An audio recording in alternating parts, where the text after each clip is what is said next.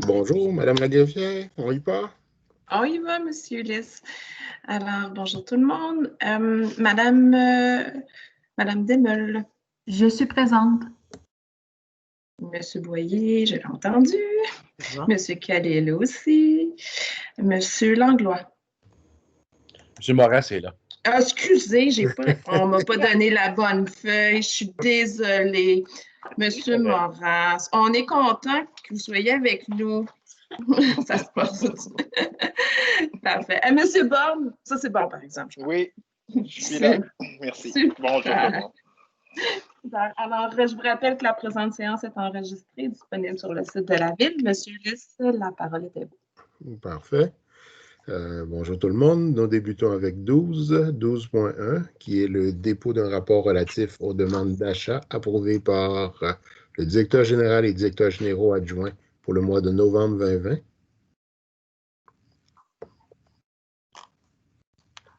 12.2, qui est le déposer le rapport mensuel relatif au virement de crédit de la réserve pour dépenses générales de moins de 100 000 $ approuvé par le directeur général pour le mois de novembre 2020.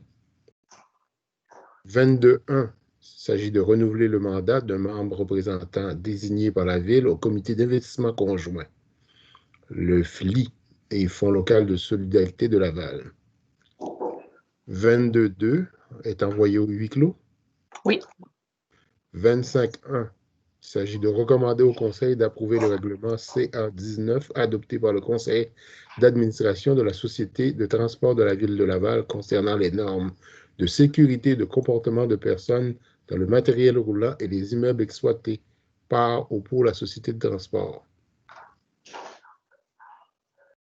25.2, il s'agit d'approuver les procès-verbaux des séances du comité exécutif tenues le mercredi 16 décembre 2020. Et 25.3, il s'agit d'approuver le procès-verbaux des séances du comité exécutif tenues le mardi 22 décembre 2020.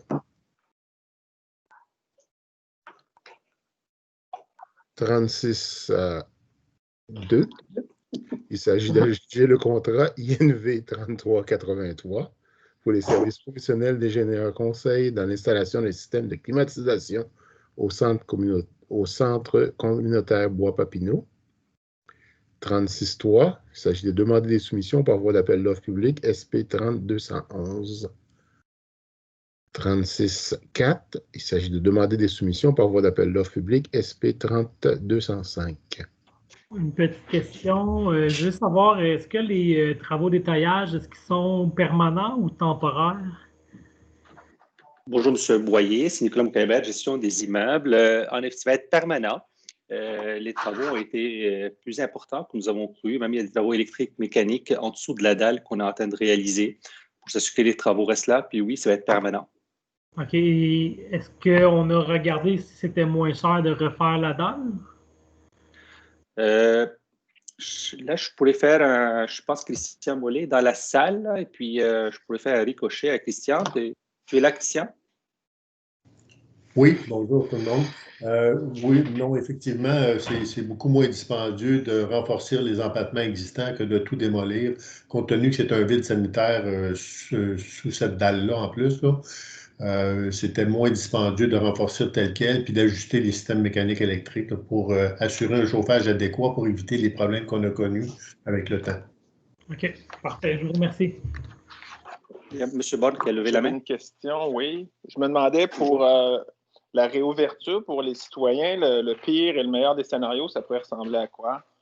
C'est la saison prochaine, M. Borne. Là, ce qu'on vise, c'est pour le mois d'août, que le chantier se termine. On parle quand même d'un chantier de 4 mois qu'on va avoir. Oui. C'est le scope du travail a complètement changé. Là. Alors, puis on vise, si on n'a pas d'imprévu, si la COVID ne vient pas fermer nos chantiers et tout, là, on devrait être quelque part au mois d'août, ce qu'on vise pour que ce soit ouvert pour les citoyens en septembre. Merci, M. Moukaber. Bienvenue. Donc, 36.5, il s'agit de demander des soumissions par voie d'appel d'offres public SP 3040. Monsieur Ulysse? Oui. Juste pour savoir, ici, ces travaux-là, ils ont-ils été planifiés suite à un dégât d'eau qu'il y a eu dans la rue dernièrement? c'est quelque chose qui était planifié depuis longtemps à ce qu'on sait? Bonjour, c'est Chantal et Louine. Il faudrait que je valide, là, c'est en lien avec de l'accumulation d'eau qui aurait pu avoir lieu. Par contre, c'est quand même des travaux qui sont urgents parce que, étant donné l'état de la conduite, donc un état de rouille avancé, donc il faut intervenir. Donc, c'est quand même des travaux d'urgence. OK, c'est parfait. C'est bon. OK. 41.1. Il s'agit d'autoriser la directrice du service de développement économique à signer et à déposer au nom de la Ville des projets dans le cadre des programmes d'aide financière du ministère de l'Agriculture, des Pêcheries et de l'Alimentation du Québec pour l'année 2021. 42.1. Il s'agit d'entreprendre des procédures juridiques requises par le service des affaires juridiques afin d'assurer la sécurité incendie pour le 290-292A des Monts.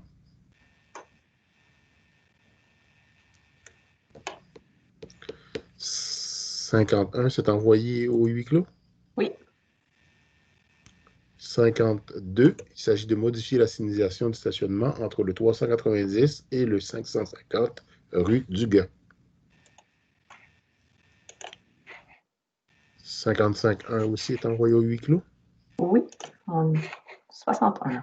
61, il s'agit d'approuver le protocole d'entente à intervenir entre la Ville de Laval et la table de concertation de Laval en conditions féminines concernant le versement d'une subvention minimale de 33 440 $. 62, il s'agit d'autoriser le service de la culture, des loisirs, du sport et du développement social à déposer une demande d'aide financière auprès du ministère de l'Immigration, Francisation et Intégration dans le cadre du programme d'appui aux collectivités pour la période du 1er janvier 2021 au 31 décembre 2021. L'ordre du jour est épuisé. L'ordre du jour public est épuisé. Donc, nous allons dans les 3 dossiers reportés au huis clos. Oui, parfait. On se rejoint au huis clos.